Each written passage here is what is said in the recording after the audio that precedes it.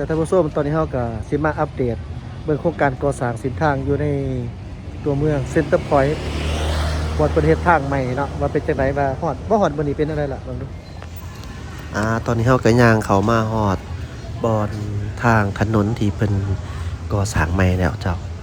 นี่เฮาเห็นนำกันนี่ล่ะเป็นถนนที่เพิ่นปูคอนกรีตแล้วก็ตอนนี้บรรยากาศกำลังม่วนมีผู้คนมานั่งกินเล่นที่แคมทางบอนที่นั่งอยู่หั่นที่ว่าก็ยังสร้างบ่ทันแล้วดอกบางบอนก็แล้วเนาะ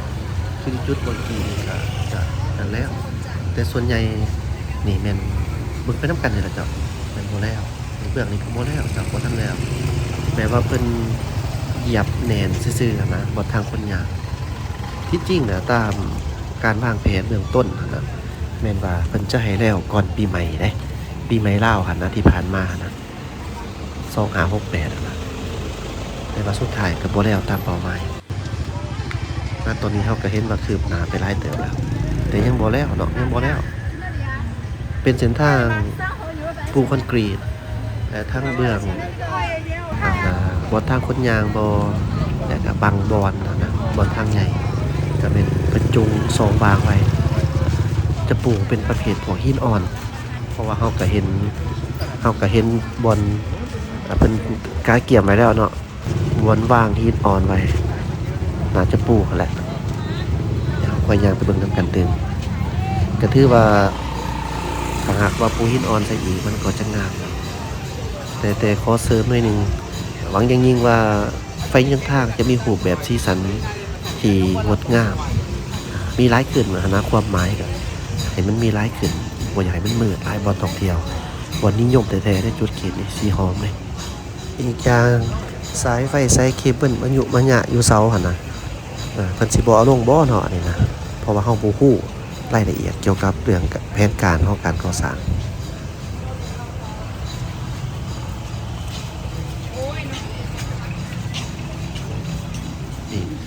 นี่จอดที่เฮ็ดนำกันนี่มันเป็นหินอ่อนนี่นะเพิ่นเกี่ยมรอฐานจะปูบนถนนบนคนยางนะแล้วก็บน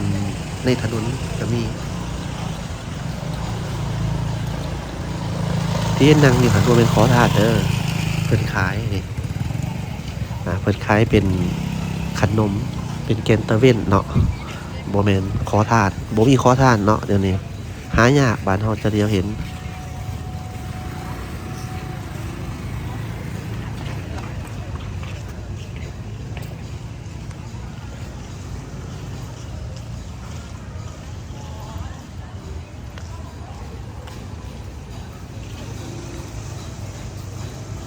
เบิ่งเห็นว่า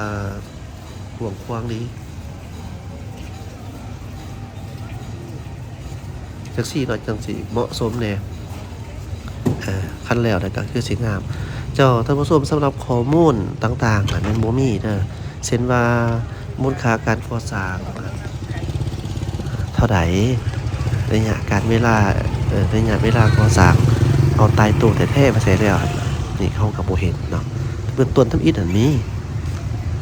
คือเว้าผ่านมาแต่ว่าบ่ชัดเจนตามหางเสียงนี่ก็เขาก็จมอยู่ได้อันนี้เฮาเว้าตามหางเสียงที่จมเนาะว่าอยากศึกษาในการก่อสร้างนะบ่นี้ก็ถือว่าเป็นจุดแยกเนาะเจ้า4แยกคือว่าปูคอนกรีตไปเลยเนาะเส้นทางที่เฮาเห็นนี่นะเจ้าบ่ได้หมายความว่าปูแต่พร้อมที่เฮาย่างผ่านมาออกมาเลยเนาะในขอบเขตขอบเส้นเลือกไปน่าจะเป็นฮอดพุ่นล่ะถนนเสถาธิราชนี่คือก็จงที่เห็นนี่เป็นจงใบประเภทพวกตัวหินอ่อนเมื่อกี้นี่แหละวางใส่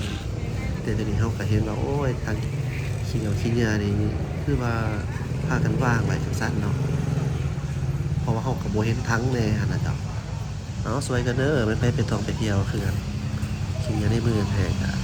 รักษาไว้ที่บนเป็นจุดมันก็ค่อนข้างอยากแซวเลยเด้อจ้ะท่านผู้ชมนี่คนมันจะหลายอยู่บนตลาดพุ่นเด้มีตลาดเด้เดี๋ยวแอดมินจะพาท่านผู้ชม ยางเลาะเบิ่งบรรยากาศอยู่ในตลาดตื่มเอามาเบิ่งโครงการก่อสร้างนี่ก่อนเส้นนี้ก็คือว่าแล้วนอกจากมันเป็นจุดท่องเที่ยวบ่อนท่องเที่ยวใครที่แท้นี่คันเพิ่นเล็งมือกว่านี้ได้เนี่ยคือสิดีพอเบิ่งมานี่ก็ถือว่าต้นนานสมควรในการก่อสร้างมันก็บ่ได้ไกลหลายแต่ว่าคือเว้าแล้วเจ้ามันเว้าเรื่องสิ่งกีดขวาง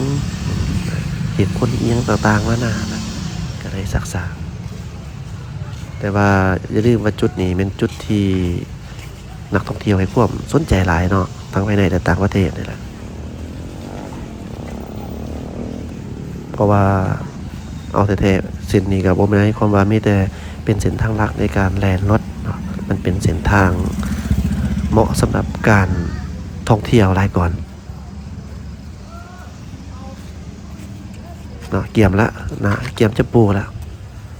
ทำอิฐแอดมินคิดว่าเพิ่นสิบ่ปูคอนกรีตซั่นเด้คิดว่าเพิ่นสิปูแบบอันนั้นนะอีหยังก็แบบงามๆอย่างอันนั้นนะคือเห็นอยู่เป็นคล้ายๆคือเป็นบล็อกกันนะ ก็คือว่าเนาะเจ้ามันเป็นถนนมันบ่แม่นว่าปิดตายตัวให้แต่เฉพาะคนมาย่างเลาะบ่แม่นแบบนั้นปูคอนกรีตนี่ก็ดี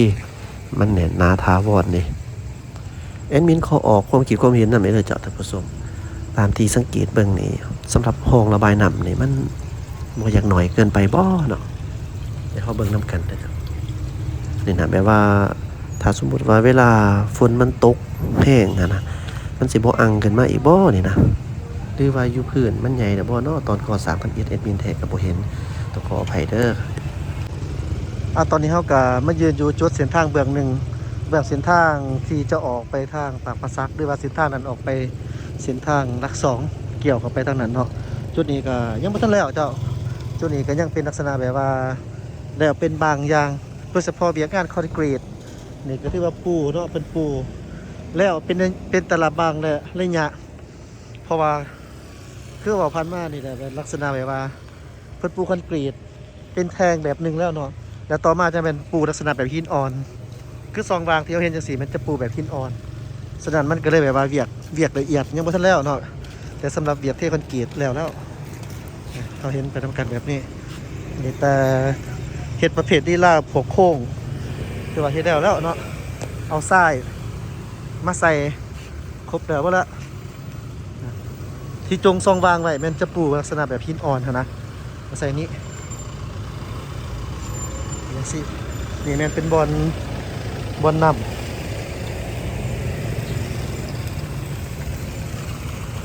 พอน้ำ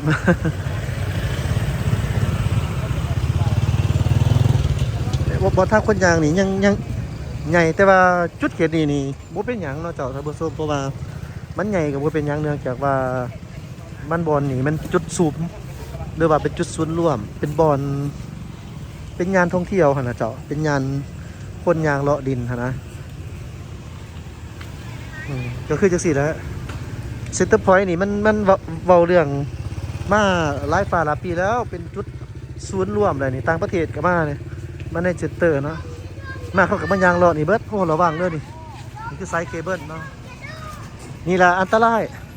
หลายบอลได้ทีตกมาตลอดกับบูฮูว่าจังไหนเนาะง่ายนะบ้านเฮามันง่ายโพดเกณฑ์นี้ก็เป็นปูเป็นพวกดินบล็อกฮิตออนคือเฮายางกายผ่านมาเห็นเป็นลักษณะแบบนี้ถือว่าประเภทเบียบพวกคอนกรีตมันก็เจ้าเท่แล้วคือเห็นจังซี่เนี่ยเท่แล้วเนาะเป็นสีพันยั่งนะนี่รอถ่าเอ้าเบิ่งไปน้ำกันว่าสิออกมากูแบบไรงามบ่แต่จะลืมว่าคนเราเฮากบติเนาะบ่ได้สิว่าลักษณะแบบมันบ่อนซุ่มซ่อนคันบ่มีบ่อนจอดรถเพียงพอนี่ก็เขาก็จอดเป็นทุกที่นั่นแหละจอดซ้ายไปมันบ่มีบ่อนจอดเด้ฉะนั้นมันต้องมีแบบบ่อนจัดสรรให้เป็นแบบละเอียดแบบพิเศษนี่มันทุเรียนลาวเด้อเจ้าท่านผู้ชมดอกทุเรียนนั่นภาคใต้เฮาปากเซปากซองเขาจะมีโปรได้นี่มีโปรพิเศษได้นี่มีโปรพิเศษมีหอดปั่นน้ำบักทุเรียนพร้อมเนาะ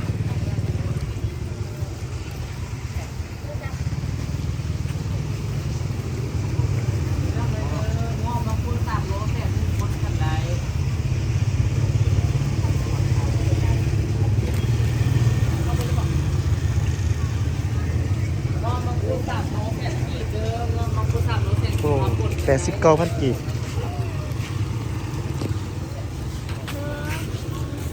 โอ้ย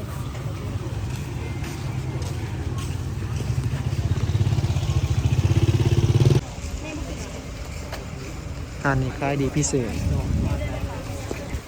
เพราะว่าเขาจะมีโปรเนาะมีโปรหลายโคตรเต็มเลยลูกค้าเต็มเลยชุดนี้ก็เป็นตรงเสือกต่อใส่นี่เขาจะปูว่างไว้เบิดน่ะเนาะน่าจะงามอยู่เจ้าท่านผู้ชมแบบว่าคันแล้วออกมาในปูหินอ่อนใส่นี่งามได้น่าจะงามอยู่ตามแบบเด้อแต่ว่าคันเพิ่มซีซันประเภทพวกยังก็เป็นแบบสีเขียวใส่อีกตื่มอีกหน่อยหนึงนี่น่าจะโอเคน่าจะดีขึ้นแต่ก็เบิ่งโดยรวมมาแหละเนาะมันตัวเมืองจะเอาแต่สีเขียวหลายเส้นทางมันเปิดแคบมันก็สิบ่ได้ดังใจแต่ว่าเฮ็ดได้ก็ดีกว่าบ่เฮ็ดนั่นแหละแต่ว่าหางเสียงเด้อเจ้าท่านผู้ชมหางเสียงมาไปเบิ่งเวียงจันทร์เนาะมีหัวขอตั้งขึ้นมาว่าคิดได้เกี่ยวกับโครงการก่อสร้างหลายคนบอกว่า1ก็คือโครงการอยากซ่าเพิ่นว่าจังซี่นะอันนี้ไปอ่านเบิ่งโลดบ่เชื่อเนาะบ่ได้หาวเว้าซื่อเนาะเวียงจันทร์เป็นสมัครภาษาอังกฤษ2ก็คือเวลาก่อสร้างนะก็คือเพิ่นอยากให้เฮ็ดเป็นในช่วงตอนกลางคืนตอนชั่วโมงเฮ็ดเวียกเฮ็ดงานจังซี่รถมันติดเขาจะว่าแบบนี้เนาะอันนี้ก็เว้าไปตามกันว่านะประมาณนั้นย่าละก็แล้วแต่นี่ก็เฮาเห็นนํกันว่าความคืบหน้าได้ส่ำไหนก็สิประมาณนี้เนาะเจ้าท่านผู้ชมประมาณนี้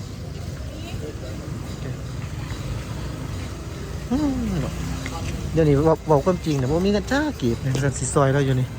เพราะว่าเฮาบ่อีที่เฮาบ่ได้ค่อยได้ใส่แบบเงินสดนะอันนี้ยอมรับใช่ได้มีแต่โอนส่วนใหญ่บ้านเฮาเดี๋ยวนี้ก็โอนเบิดทันสมัยโพดได้บ่มีหอนเงินกีบติดธงนะทุเรียน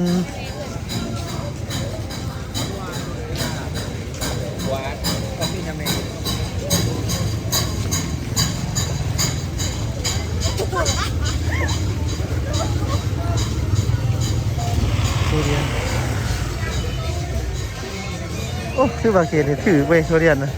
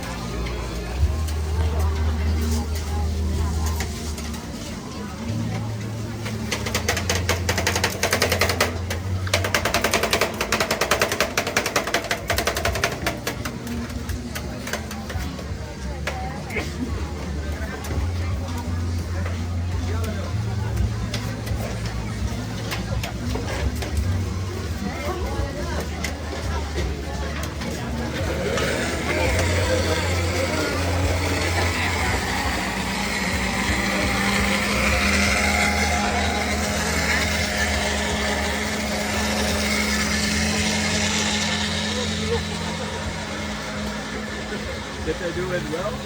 Yeah.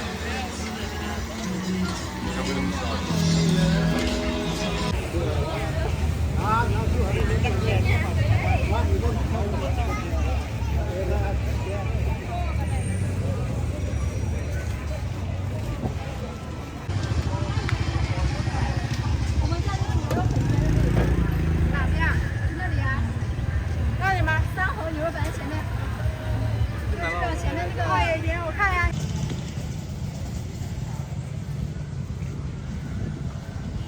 เจ้าวันนี้เขาก็ย่างมาเบื้องโซนแถวทางหอวัฒนธรรมแห่งศาสตร์เบื้องนี้แท้กสิบแออัดปานใดเพราะว่าคนแออัดส่วนใหญ่มันเต้ากันอยู่บนจุดที่เขาผ่านมาเมื่อกี้นี่แหละเนาะแต่ว่าเบื้องนี้ก็เป็นเส้นทางคอนกรีตว่าถ้าเจ้าท่านผู้ชมเนาะเป็นเฮ็ดคอนกรีตต่างแต่ว่าแบบเก่าจุดเบื้องอันนี้นะเพิ่นก็ยังบ่ทันได้ปูเทื่อโอ้ขี้เหงื่อเริ่มมาเลยเด้นี่นะเป็นจะเฮ็ดคล้ายๆคือหินอ่อนบัด ไอ้มิ้นก็บ่มั่นใจว่าเพิ่นสิมีหยังปูตื่มบ่น่าจะแม่นเป็นคอนกรีตแบบนี้เลยล่ะลายกว่าตามที่เฮาเบิ่งค่ะนะเบิ่งตามนี้เพิ่นก็ถามมาอยู่ว่าหลายคนว่าโอ้เป็นหยังคือว่าเฮ็ดแตะดนล่ะเป็นหยังคือภาษาแท้หยังหั่นน่ะประมาณนั้นน่ะมันพอจะแล้วทางมันก็บ่ได้บ่แม่นสิได้กว้างได้ไกลหยังหลายแต่คือเว้าล่ะจ้ะท่านผู้ชมเรื่องนี้เฮาก็บ่ฮู้นำเพิ่นเนาะอาจจะมีสไตล์ลวดลายนี่คือเห็นน้ำกันนี่แหละปูเป็นแทนคอนกรีตไว้แล้วก็จงทรงวางสำหรับบนปูหินอ่อนหรือนะประมาณนั้นเอาอดใจรอถาเพิ่งน้ำกันเติมมีแต่สิ่งที่เขาอยากว่าน้อยนึงก็เพิ่มเติมเขาอยากให้เพิ่มเกี่ยวกับพวกความแสงสว่างเนี่ยให้มันเพิ่มขึ้นนะเนาะอยากให้ต่างประเทศเขาอยากให้มันแบบว่ามีแสงสว่างมันเพิ่มขึ้นเดี๋ยวนี้มันอยากมืดถือว่าถูกหอมทุกซอยเนาะเพิ่นกะปูเป็นคอนกรีตไปเลย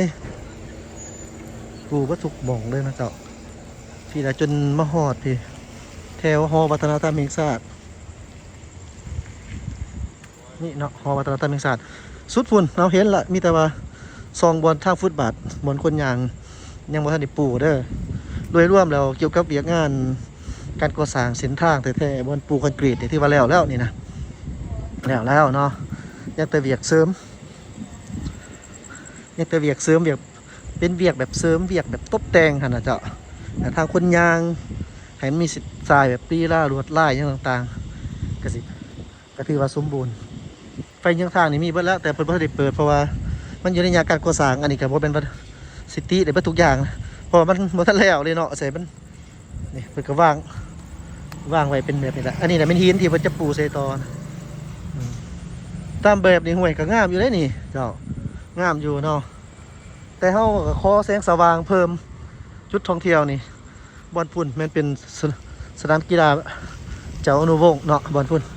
กำลังก่อสร้างเดี๋ยวมื้อหน้าเฮาสิไปอัปเดตในเส้นทางคือเส้นทางยางเข้ามาเบื้องนี่แหละเซ็นเตอร์พอยต์จุดศูนย์รวมเป็นอยู่หั่นบ่เว้าอาวุธปีใหม่นี่เต็มเขตนี่เต็มเบิดเลยนาขั้นแล้วเนี่ยบ่ฮู้ว่าพวกสายฟืนสายไฟสายเคเบิลนี่เพิ่นสิเอาลงบ่นี่เฮาก็บ่ฮู้เนาะว่าเป็นแนวใดก็จะประมาณน่ะเจ้าท่านผู้ชมโดยรวมในการอัปเดตว่าสิมาหลายเทื่อแหละแต่ว่าช่วงนั้น เป็นกำลังมีรถจกรถส่วนยังหลายทางแบบนี้มันก็ได้บ่อยากเขามารบกวนแต่ว่าตอนนี้ฮู้แล้วว่ามันเป็นลักษณะแบบไรตามเบิ่งเวียกเบิ่งหน้าเวียกนี่โดยรวมนี่อันนี้เป็นประเมินโดยสายตาเขาเองเนาะบ่แม่นทางการคันเราเรื่องคอนกรีตนี่มันน่าจะ100%แล้วเนาะแต่ว่าคันเราเรื่องเกี่ยวกับพวกปูหินอ่อนพวกหยังสิหยังนี่ก็สิโดยรวมเวียกก็สิประมาณอยู่80บ่เอาซะเนาะสูงสุดกับเกินที่85มันเว้าเรื่องหลายๆอย่างเรื่องระบบประมาณนั้นเจ้าท่านผู้ชมเนี่ยแล้วก็อีกอย่างหนึงก็คือเขตนี้ก็แม่นของคนเต็มเนาะนักท่องเที่ยวต่างประเทศหลายทั้งจีนทั้งเวียดทั้งเออโรปทั้งคนไทยบ่เว้าคนลาวเฮานี่หลายฉะนั้นก็แม่นมันเป็นจุดศูนย์รวมเนาะเจ้าท่านผู้ชมอ้าวอีกอย่างหนึงย้ำอีกเทื่อนึงก็คือนี่มันเป็นเซ็นเตอร์พอยต์เนาะซีหอมแล้วก็นี่ก็แม่นขึ้นอยู่กับบ้านไฮโศกเนาะเจ้าบ้านไฮโศกขอบใจที่ท่านผู้ชมอย่าลืมกด Subscribe ท่านผู้ชมท่านใดที่อยากเป็นกำลังใจอยากอุปถัมภ์คำสู้อยากให้ก็สามารถส่งให้ได้เนาะทั้ง QR Code ธนาคารการค้าต่างประเทศลาวมหาชนบัญชีเงินกีบแล้วก็บัญชีเงินดอลลาร์ขอบใจหลายเจ้าสบายดี